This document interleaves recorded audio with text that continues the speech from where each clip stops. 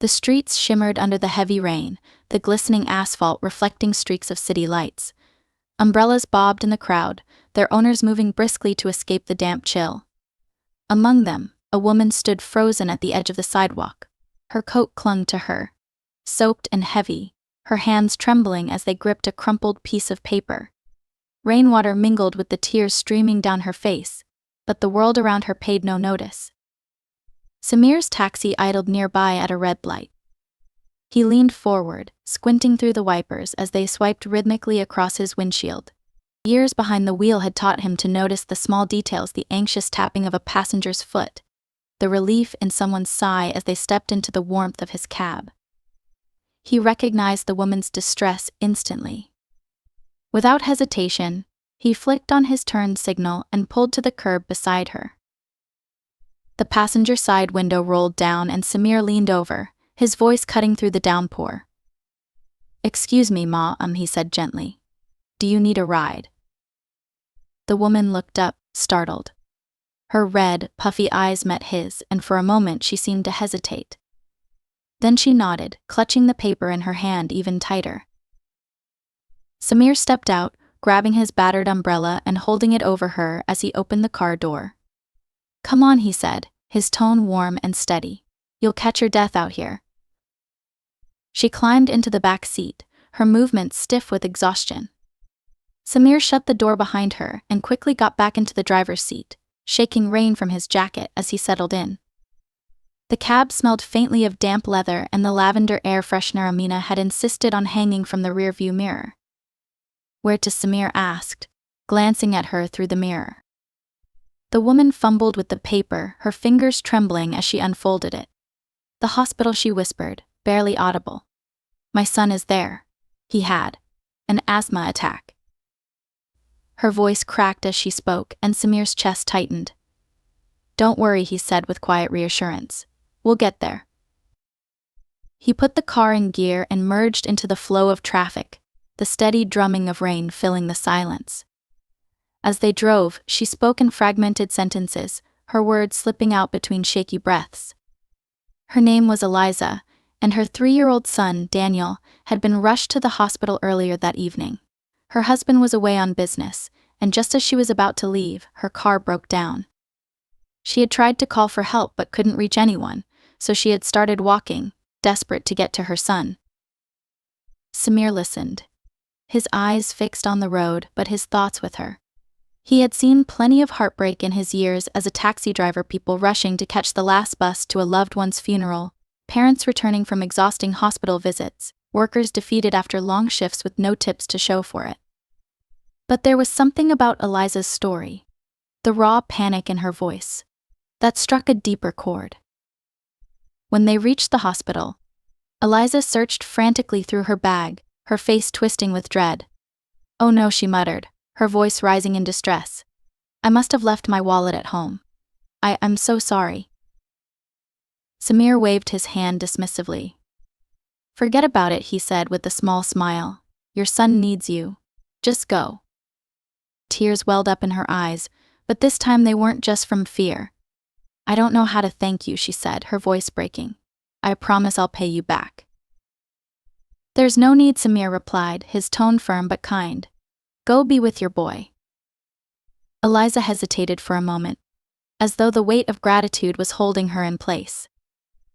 Then she nodded, murmured another thank you, and rushed into the hospital, her coat flapping behind her like wings. Samir watched her disappear through the glass doors, a faint pang of worry still tugging at him. Finally, he sighed and turned off the meter. The sound of the rain enveloped the cab once again as he pulled away, his mind replaying her tear-streaked face. That evening, Samir sat at the small kitchen table in his modest apartment, sharing the story with his teenage daughter, Amina. The aroma of lentil soup filled the room, mingling with the warmth of home. "You didn't charge her?" Amina asked, her brow furrowing as she sipped her soup. "No," Samir said simply. "Her son was in the hospital. What kind of person would I be if I made her pay?" Amina tilted her head, her expression thoughtful. "That was kind of you," she said, a soft smile creeping across her face. But isn't rent due soon? Samir chuckled lightly, ruffling her hair as he got up to clear the table. Kindness doesn't pay the bills, but it doesn't cost as much as you think either. Later that night, as he lay in bed staring at the cracked ceiling, Samir's thoughts drifted to his own struggles. The taxi's brakes needed replacing, the rent was overdue, and Amina's school fees were looming on the horizon. His act of kindness had been instinctive, but now in the quiet of his apartment, doubt crept in. Still, he couldn't shake the feeling that helping Eliza had been the right thing to do. People were at their best when they reached out to one another, he believed, even if it wasn't always easy. Over the next few days, life returned to its usual rhythm. Samir picked up passengers, swapped stories, and made just enough to keep things afloat. Yet every so often, his thoughts returned to Eliza and her son, wondering if they were all right. One rainy afternoon, as he cleaned his cab outside his apartment building, a sleek black car pulled up to the curb. Samir straightened, puzzled, as a tall man in a tailored suit stepped out, his polished shoes clicking against the wet pavement. "Are you Samir?" the man asked, his tone polite but firm. "Yes," Samir replied cautiously. "Can I help you?" The man extended a hand. "My name is Richard Evans. You gave my wife a ride to the hospital last week. She told me everything." Samir blinked in surprise, recognizing the name. "How's your son?" he asked, his voice warm with concern. "He's much better. Thank you," Richard said with a smile. "The doctor said we got him there just in time. My wife also told me about your kindness. I wanted to thank you in person."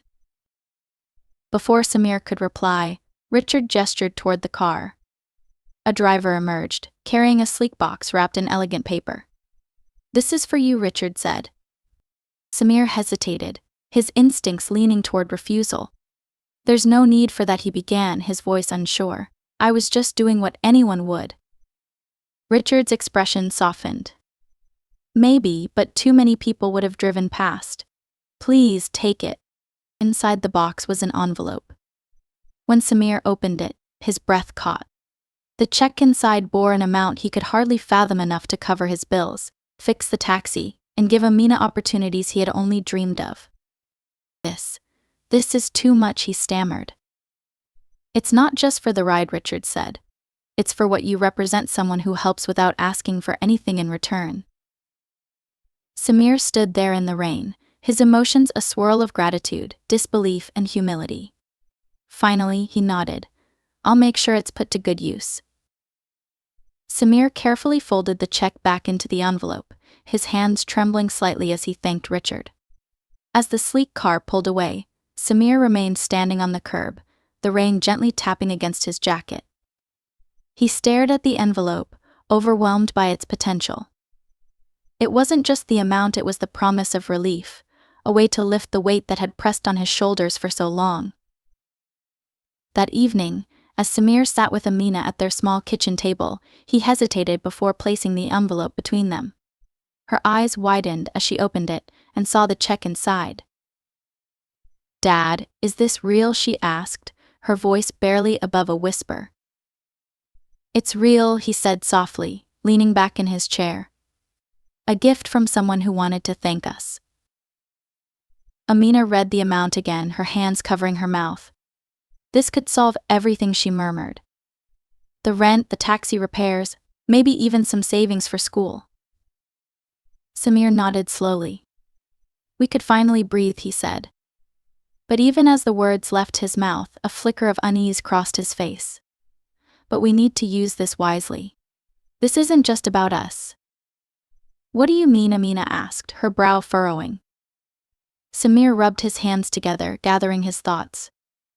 "I was thinking about Eliza, how desperate she was when I met her, and how many people must feel the same way. People who just need a little help to get through the worst moments." "You want to help others with the money?" Amina asked, tilting her head. "Not all of it," Samir said. "We'll take care of the taxi, the rent, and your school needs first. But whatever's left, I'd like to use to help someone who's struggling. Maybe pay it forward the way it was given to us." Amina considered this, her expression thoughtful. You always tell me that kindness comes full circle, she said. Maybe this is our chance to keep the circle going. Samir smiled, pride swelling in his chest. Exactly. The following days were a flurry of quiet but meaningful changes. Samir visited the landlord and paid off the overdue rent, his heart lifting at the simple relief of knowing they wouldn't face eviction. He took the taxi to the mechanic, finally addressing the lingering issues that had plagued it for months. When he brought it back home, freshly repaired and gleaming, he felt a renewed sense of purpose as he slid behind the wheel. True to his word, Samir set aside a portion of the money for Amina's education. She began researching colleges with a determination that made him proud. Every evening they sat together, discussing her options and dreaming about what her future could look like. But Samir wasn't content to stop there. He started looking for small ways to give back, ways that mirrored the help he had received. One afternoon, as he parked near a busy market, he noticed an elderly man sitting on a bench, his face etched with worry. Samir struck up a conversation, learning that the man had been trying to catch a bus home, but had lost his wallet earlier in the day. Come on, Samir said, motioning to his taxi. I'll take you. The man hesitated. I don't have any money to pay you back. You don't need to, Samir replied with a smile. Just consider it a gift. Word of Samir's quiet generosity began to spread. His passengers shared stories of his kindness rides given without charge, a listening ear offered when someone needed it most. The stories reached Richard and Eliza, who were thrilled to see how their gift was being used to create ripples of goodwill. One evening, Richard called Samir. I've been hearing about all the good you've been doing, he said. Eliza and I have been talking, and we'd like to help you do even more. Samir frowned, unsure of what he meant. What do you mean by more? We want to help you create something lasting, Richard explained. What if we work together to start a fund? Something that could help people in need, families in emergencies, people who need a hand to get back on their feet. You'd have a say in how it's run, and we'd provide the initial resources to get it started. Samir sat back, stunned. The idea was as overwhelming as it was inspiring. I don't know, he said hesitantly. I'm just a taxi driver. I wouldn't even know where to begin. That's why we'd be in it together, Richard said. You've already shown what one person can do. Imagine what could happen if we built something bigger. Samir's mind swirled with possibilities. He thought of the passengers he'd met over the years, the faces etched with worry and relief. He thought of Amina, who had always believed in him and the values he tried to live by. Finally, he nodded. If it means helping more people, then I'm in. Then let's make it happen, Richard said warmly. In the weeks that followed, Samir worked closely with Richard and Eliza to bring the vision to life. Together, they created the Bridge of Kindness Fund, a nonprofit dedicated to providing small, immediate assistance to people in need. Samir's name became synonymous with the fund, his story inspiring donors and volunteers alike. For Samir, it wasn't about the recognition, it was about the chance to make a difference. Every time he handed out a flyer to a struggling passenger, or helped someone in a tough spot, he felt the same quiet fulfillment he'd felt the day he met Eliza. Kindness, he realized, wasn't just a single act. It was a chain, each link stronger when joined together. The launch of the Bridge of Kindness Fund was humble yet heartfelt. They held a small gathering at a local community center, inviting people from the neighborhood, past beneficiaries of Samir's quiet generosity, and local businesses intrigued by the initiative. Amina helped design a simple but inviting banner, and Samir watched with pride as she spoke about their mission to anyone who stopped by their booth.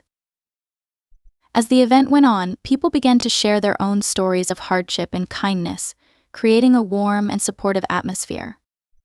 One elderly woman, her voice trembling with emotion, stood to address the crowd. I don't know if you remember me, Samir, she began, her hands clutching a small purse. But a few years ago I was stranded after missing the last bus home. I didn't have any money, and I didn't know what to do. You stopped your taxi and took me home without asking for anything in return. That night I prayed I'd get the chance to thank you one day." Samir blinked, the memory surfacing as he met her tearful gaze. "You didn't need to thank me," he said, his voice soft. "Well, I want you to know that your kindness made all the difference," she continued. "And now you're helping even more people. The world needs more men like you."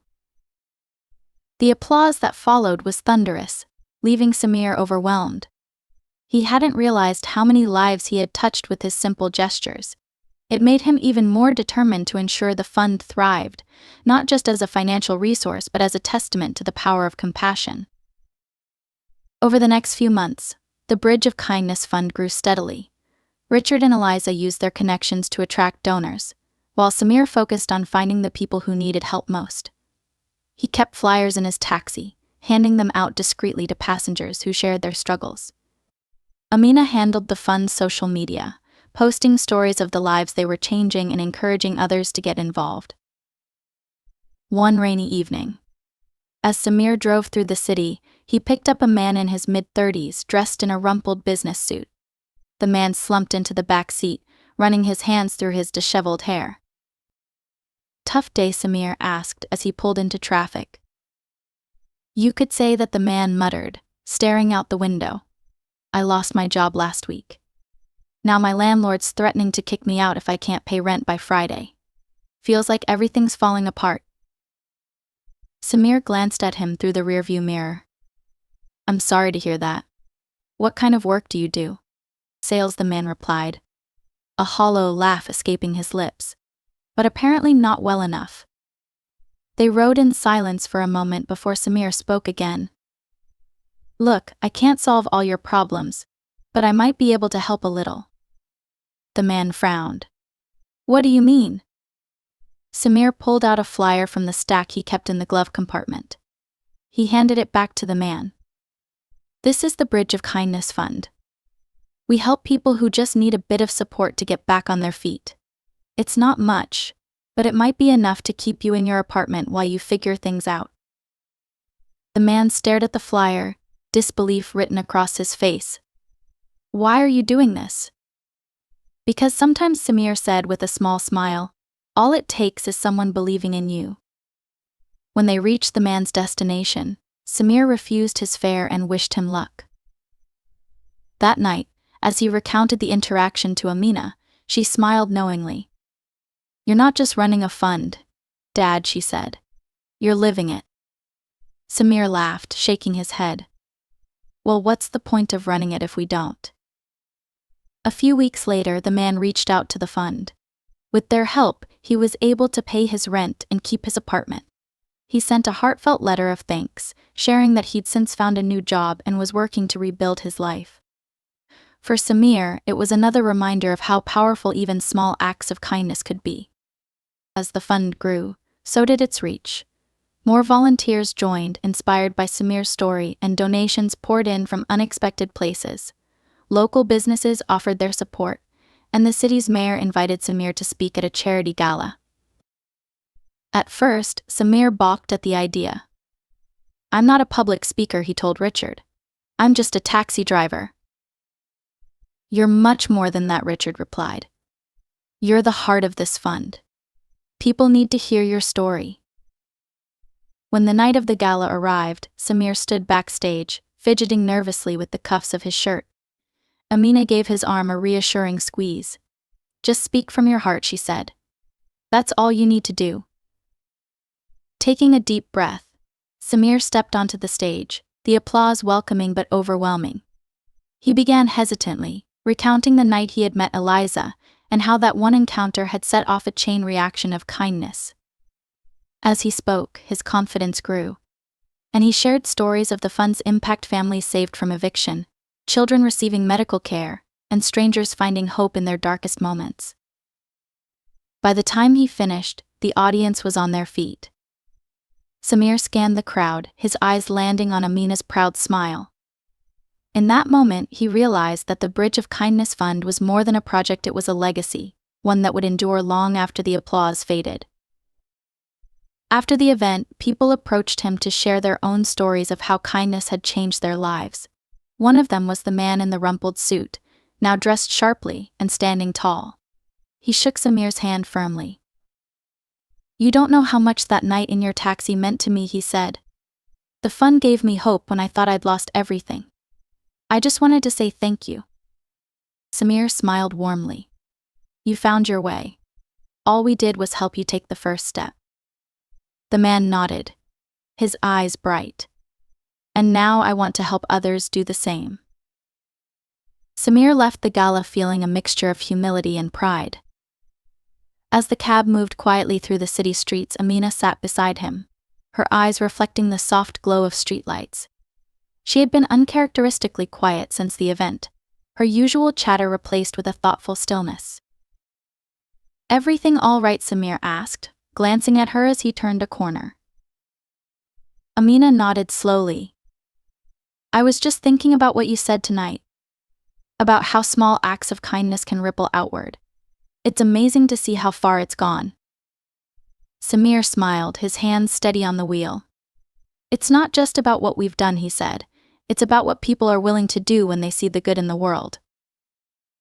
Amina leaned her head against the window, her voice soft. "I think I want to be part of that, not just now but for the rest of my life." Samir felt a swell of pride. But before he could respond, his phone buzzed. He pulled over and checked the screen, noting the number of the fund's hotline. Answering, he heard a familiar voice on the other end. "Samir, it's Richard," the voice said, urgent but calm. "We just got a call from a family in a real bind. They've been evicted and have nowhere to go tonight. I know it's late, but do you think we could arrange something?"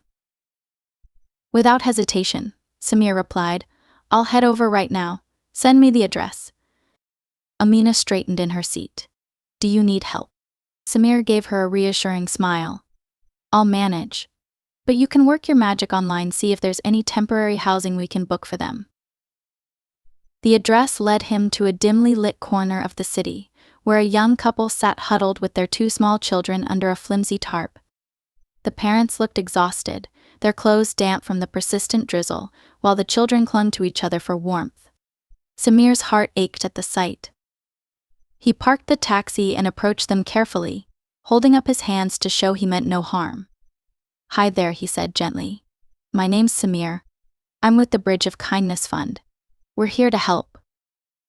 The mother looked up, her eyes brimming with tears. "We didn't know where else to go," she said, her voice trembling. "Thank you for coming." Samir offered them a warm smile and gestured to his taxi. "Come on. Let's get you out of the rain."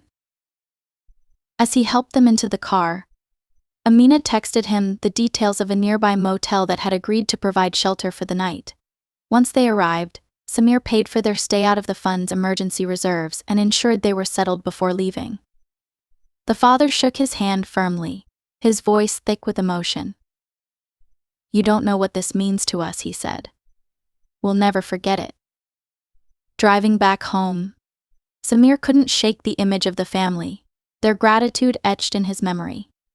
Amina was waiting for him when he returned, her laptop open and her expression determined. "I've been thinking," she said as he sat down beside her. "What if we partnered with local shelters? That way families like the one tonight wouldn't have to wait for us to find a place." "That's a great idea," Samir said, nodding. "It would give them faster access to help." Over the next few weeks, Amina worked tirelessly to establish partnerships with shelters and housing programs, while Samir continued to spread word of the fund through his taxi routes. The fund's reach expanded, touching lives in ways Samir had never imagined. Families found stability, students received scholarships, and countless individuals were reminded that they weren't alone. One day, as Samir sat at the community center reviewing applications for assistance, Richard walked in with a newspaper in hand. He placed it on the table, pointing to an article on the front page. Samir's eyes widened as he read the headline, "Bridge of Kindness: How One Taxi Driver's Compassion is Changing Lives." The article detailed the fund's journey, highlighting Samir's story and the countless people it had helped. It ended with a quote from one of the fund's beneficiaries: "Samir doesn't just give you help, he gives you hope." Samir looked up at Richard, a mix of embarrassment and pride on his face. "I didn't ask for all this attention." Richard chuckled. "I know. But sometimes attention is what we need to inspire others." That evening, as Samir reflected on how far the fund had come, Amina joined him in the living room. She handed him a notebook filled with her meticulous handwriting. "What's this?" he asked, flipping through the pages. "It's my plan for the next phase of the fund," she said, her eyes alight with excitement. "I want to expand the scholarship program, start job training workshops, and maybe even launch a mentorship initiative." Samir stared at her, his chest swelling with pride. "You're amazing, you know that." Amina grinned. "I had a pretty good teacher." As they sat together, dreaming about the future, Samir realized that the Bridge of Kindness Fund wasn't just about him anymore. It had grown into something bigger, something that belonged to everyone it touched. And as long as there were people willing to care, the bridge would continue to grow, one act of kindness at a time.